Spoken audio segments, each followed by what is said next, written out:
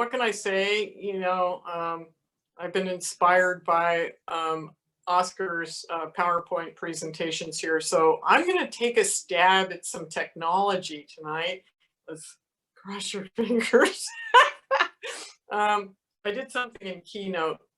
So let's see if I can bring up this in Keynote. If you could actually see my presentation right now, I would be showing you a photograph of two cats. And the slide says, this is a picture of two cats. And it would be painfully obvious this is a photograph of two cats, okay? Then in the next slide, the question is, it says, these are my cats. Do you know this? Have you met my cats? And even if you have met my cats, how do you know I haven't given my cats away to a friend? How do you know they're my cats, right? You don't. So what is truth then? So for something to be true, really true, it has to be right now.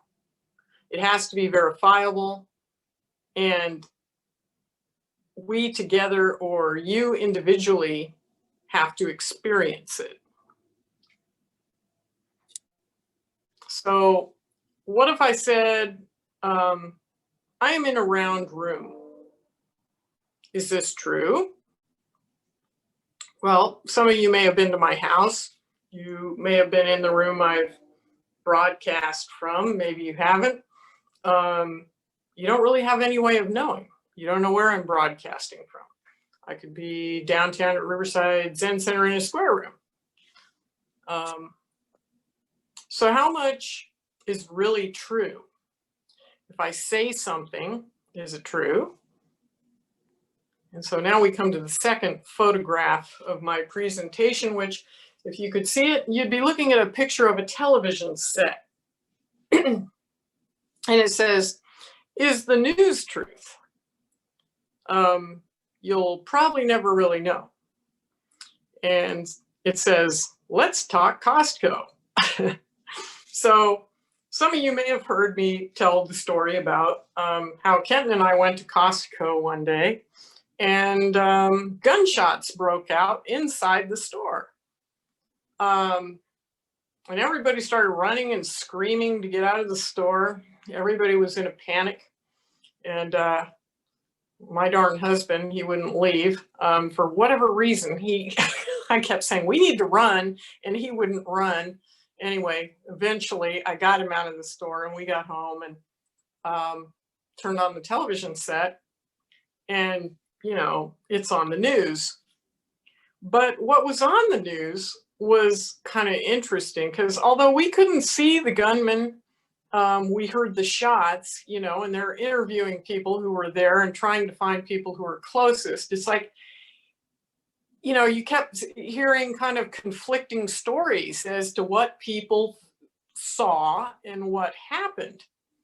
So it was kind of interesting to me how, and then, later on, when people really narrowed down the facts of what actually seemed to have happened, it turned out that, it was a off-duty police officer, and he was knocked down and apparently knocked unconscious while holding a small child by an autistic guy, I think it was. Anyway, this was radically different from what we first saw in the news. So, who knows? Unless you were there, and I was there, but I didn't actually see it. Even I don't know. So we don't know. Truth is permanent. Truth, speaking of it like a law of something in the universe, but truths, individual truths, phenomena are impermanent. This slide with digital black text is here now. That's the truth. And unfortunately, you can't see that slide, but and this slide will go away. Change is also permanent. All things change. Truth is acceptance of what is. Just like this. Sung San used to say, just like this. Truth is nirvana. Acceptance of what is, just like this. Nirvana, heaven, equanimity, could be words for truth. Craving, desire, clinging are other names of hell. Wanting things to be other than what is true, other than the way they are. The second noble truth is that these are the causes of suffering. Truth is what you experience, The Buddha said, don't believe what I am saying. Go figure it out for yourself. True speech. How much do you accept as true because you were told it was true, but you haven't directly experienced it? Men have walked on the moon. Columbus discovered America. There was a riot at the Capitol. I mean, I could be wrong. I mean, maybe one of you was at the Capitol riots, but you know, I'm just going to go out on a limb here, and I think that maybe none of you were there. I wasn't there. So would it be more true to say, I believe men have walked on the moon. I was taught in school Columbus discovered America. The media reported there was a riot at the Capitol. But are you brave enough to talk like that? Try it. Try it out. How often do we, you know, we say things as fact, but all the time. But how much of that stuff that we kind of take for granted as fact have we directly experienced? And you start realizing, boy, not that much. Not that much. Anyway, that concludes my lack of a slideshow. So let me see if I can go back to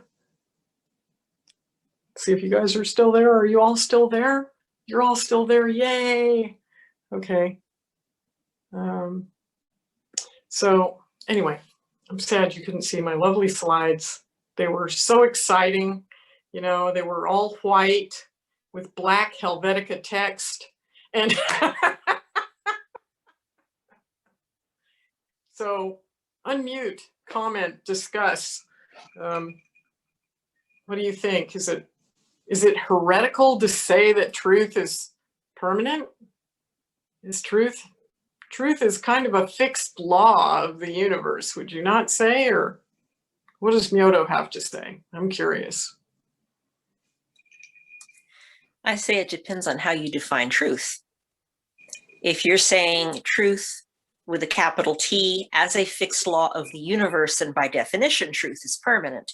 But truth, small t, and how we usually mean it in Zen, is changing moment to moment. Mm-hmm. Well, would that not be like truths, like individual truths? It would be. And we usually say it singular, and I don't know if that is a custom or a translation or what, but like the koan, what is the truth, really means what is a truth. Anything that's true in this moment is an acceptable answer. But the way it's traditionally asked is, what is the truth? But there are many truths.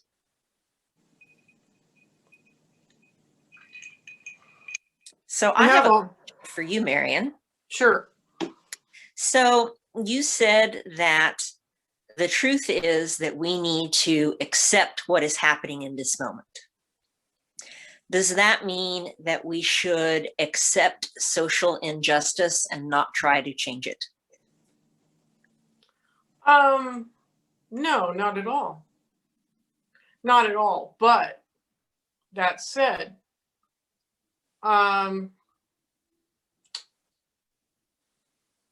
like here's kind of a current example. So I heard about some really atrocious thing that happened at a local business. I didn't directly experience it. I wasn't there. I think but my initial reaction was that of anger. It's like, wow, this local business should sack some of their employees for behaving so horribly, you know. So I guess a lot of my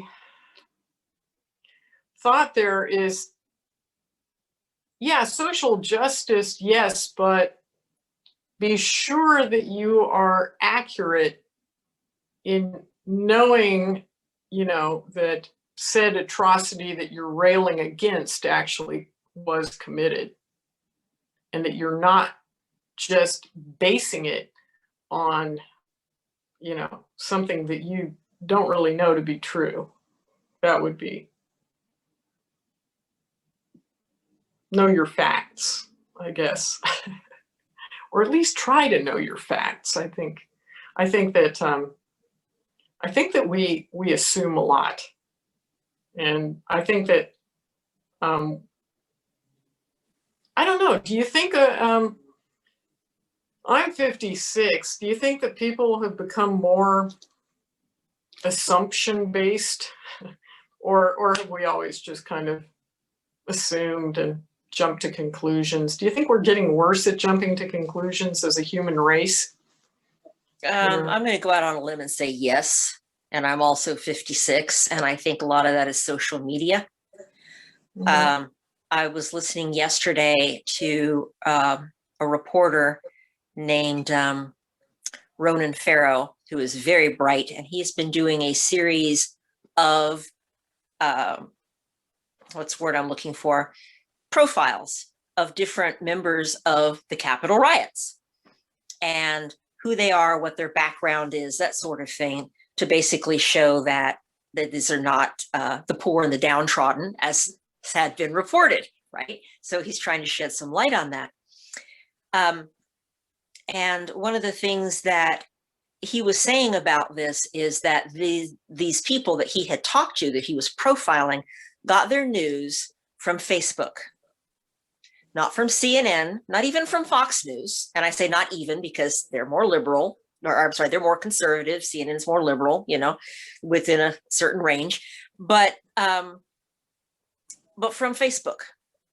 So it's hearsay. There's no fact checking on Facebook, or damn little. And until very recently, there was never any. So yeah, I think that we are more assumption based. If you were to read something in a traditional newspaper like the New York Times or something from the Associated Press, you will see them cite their authority in almost every sentence. Remember, I'm married to an old newspaperman. Right. And it will say, thus and such happened according to chief of police. This other thing happened, witnesses say.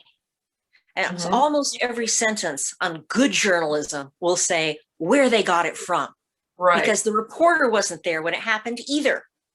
Right. So he or she can't say this thing happened, this person broke this window on the Capitol building, because they don't know. According to video shot by so-and-so, this person broke the window in the Capitol. Yeah. So when you were saying, try talking like that, I thought, I love that. I love that, because where did we hear it? Just try and like consciously be aware of it for like maybe, I don't know, a week, like today I said, hey, rover landed on Mars today. It's like, but really, was I on Mars? Right. And, at some point we have to trust somebody. I mean, sure we do. We do it. We do it all the time. But, but would it be more accurate to say, I saw a video of rover landing on Mars, or I saw in the news that rover landed on Mars, or, whatever. Yes. That would be way more accurate. NASA reports rover landed on Mars. I think we've kind of let, I guess we've gotten a little lax in the accuracy of our speech, maybe. If I can chime in a little. Yeah, please. Sure. I am not in my 50s yet, and I haven't seen or experienced much of the truth or otherwise. I don't know. You've been to Zambia. What are you talking about? Oh, there's as much as you think that we maybe in the West have become assumption based over there. There are still literally witch hunts.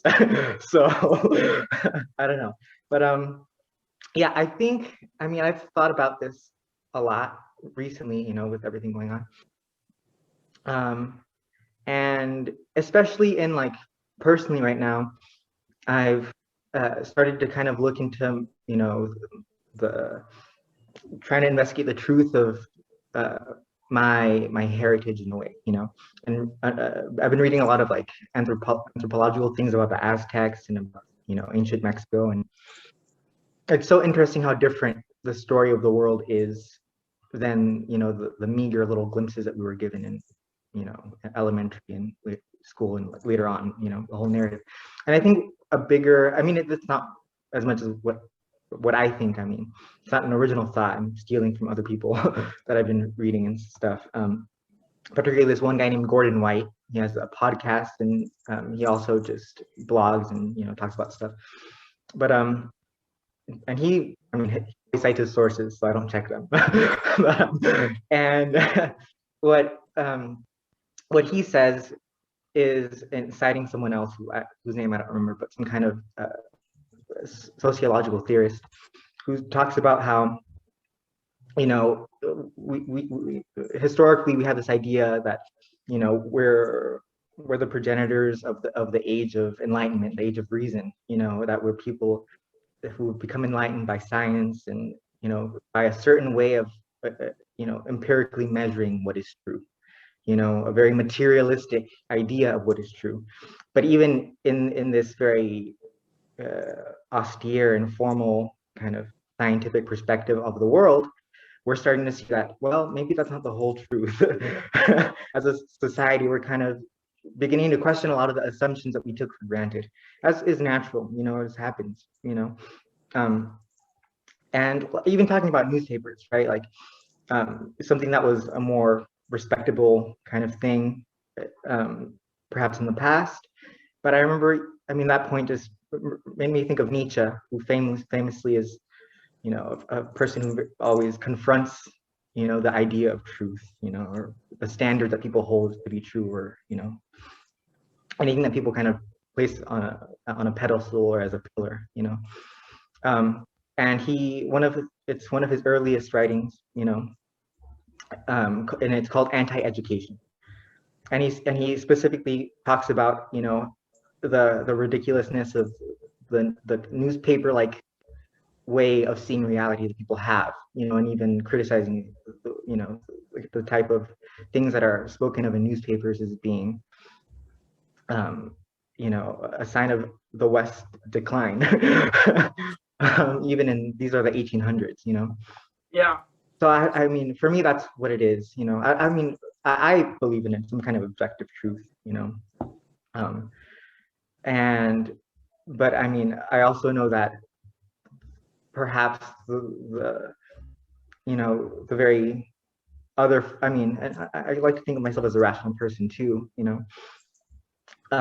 but I'm still more and more, the more that I read and experience for myself, the more I'm troubled by, the realization that maybe some of the assumptions behind that are not as concrete as they seem, Mm-hmm. Yeah. Yeah. I think in my own world, it's just kind of shocking how I find it shocking how little we know as absolute truth.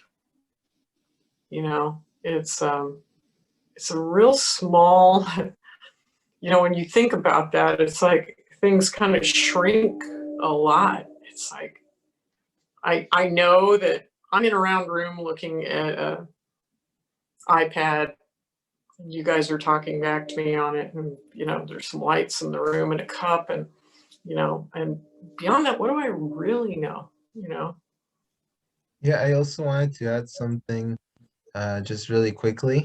Um, I was thinking about what you guys were saying, and uh, yeah, I'm also not 50 something yet, but I was thinking about what you guys were saying about social media, and yeah, the other day I was reading an article about how we do get most of our news. There was a research done, and adults now in the US do get most of their news from social media.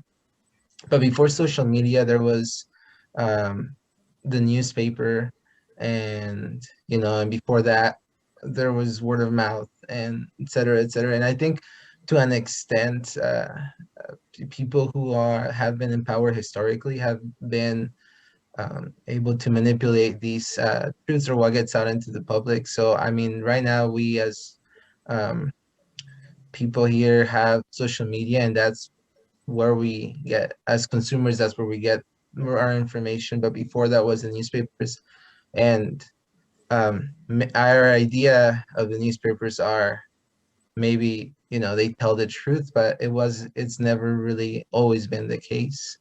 So I think that we've always been, to an extent, uh, you know, not told the truth fully, at least, whether it's through social media or newspaper, and this has always been the case with the people in power. And I don't think it's necessarily our generation or last generation or last generation. It's been that way for a long time. And then as far as something that Alfonso was saying, it clicked a bell for me, but um, yeah, something about, I don't remember, but yeah, I enjoyed hearing all of you guys' opinions on this because it's super interesting. It's a really great topic. So much so that we're almost out of time. I think it was Lao Tzu that said, if it can't be spoken, it's not true. And you add into the mix to that we're all rife with delusionary thinking. I think truth is the absence of delusionary thinking. There's nothing to attain, just like the Heart Sutra says, only delusionary thinking to get rid of. Yeah. We can be delusionary, you know, with ourselves too. You know, it's like, how much of my past do I even know is true? You know, we remember the past sometimes inaccurately. Yeah. Really, the present moment is the truest thing we have, I think. And I had an interesting experience about truth when I must have been in elementary school, and with my family we were on vacation in Dublin, and we went to the Dublin Zoo, and we looked at the giant tortoise, and the bunch of people standing around him with a dachshund, and they tried to get a photograph of the dachshund sitting on top of the tortoise. The dachshund kept running off, and he was terrified. The next morning in the newspaper, there was a picture of the dachshund sitting on top of the tortoise, and the caption was, "This is where the dog takes his afternoon nap every day."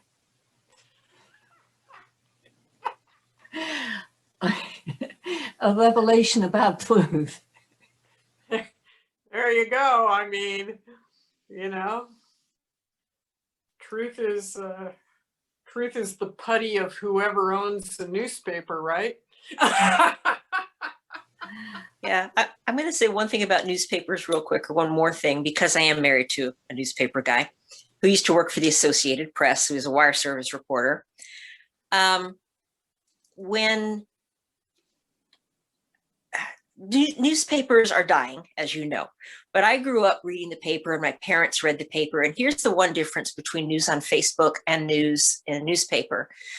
Newspapers used to hire journalists, which meant they had a 4-year degree in journalism on how to cite their sources, how to find the truth, and that sort of stuff. Now, is it still skewed by the owners of the newspaper chains? Sure, absolutely. They pick which stories to send the reporter to go get the news on. But at least at the reporter level, you have somebody who's trained in reporting the truth instead of the average person. I could post news on Facebook. I don't know what the heck I'm talking about, but I could put it out there. So I see that as a shift, as a cultural shift. And I'm going to be quiet because I think Tom wanted to say something. I was just going to do a little full circle here in that the Buddha taught the Four Noble Truths, which we all know. But when he taught us to meditate, he taught us to only meditate on the mundane and not on the supramundane truths, because the supramundane truths are only what we learn when we do meditate on the mundane. So if you think about the teachings of the Buddha and how he taught meditation on the first 2 of the Four Noble Truths, because those are things that we can actually experience.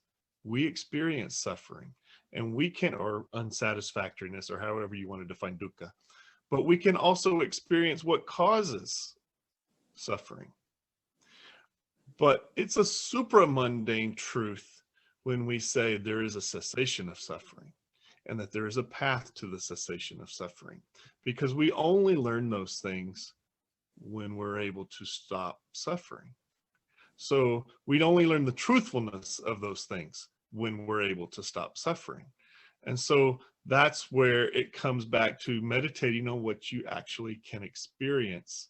So when the Buddha taught on meditating on suffering, for example, he was blatant about, you can meditate on a rotting body. You can meditate on the bones in a carnal ground. You can, I mean, all things that people of his time would see and experience. And so we all suffer and we can meditate on those things.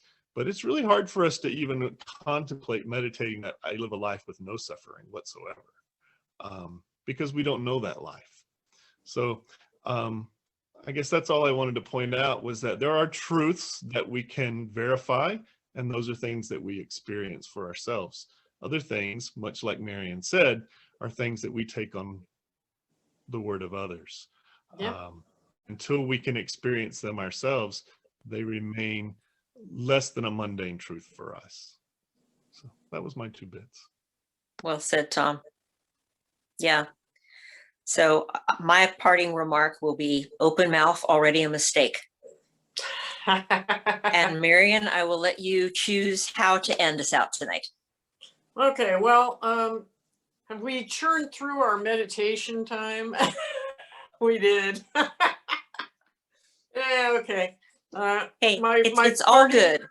As my teacher, I have a parting comment before our final liturgy, which is one of the catalysts for this Dharma talk was a book I have not read, so I cannot tell you if this is a good or a bad book. But somebody kind of threw this book into my path, and I intend to read it. Although on page 17, he gives a warning that if you're interested in truth from a philosophical standpoint or a religious standpoint, you may not like this book. I'm still going to read it. It's a book called Truth by a guy named Hector MacDonald. I don't know if any of you are familiar with this book. I'm going to check it out. We'll see. So that's my last comment. And shall we do our final chanting here? It's in full on, Marian style here. We'll do the 4 vows, but we're going to chant them. So let me find them.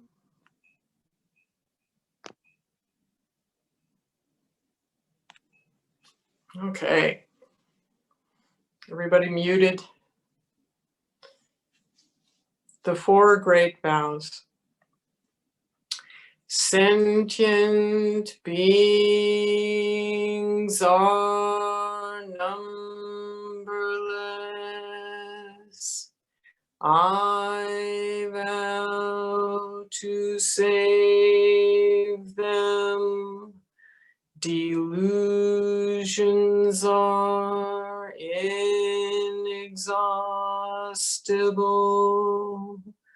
I vow to end them. The dharmas are boundless. I vow to master them. The Buddha way is inconceivable. I vow to realize it.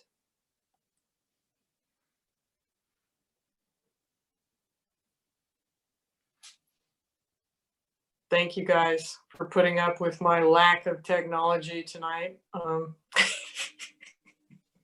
Obviously, more research is needed. It was great. Marian, thank you for a wonderful talk. I love the fact that everybody here was engaged and participated. When I was teaching college, we would say learning is taking place. So this was really wonderful. This got us thinking and definitely some grist for the mill. So thank you for an excellent topic and excellent talk. Thank you.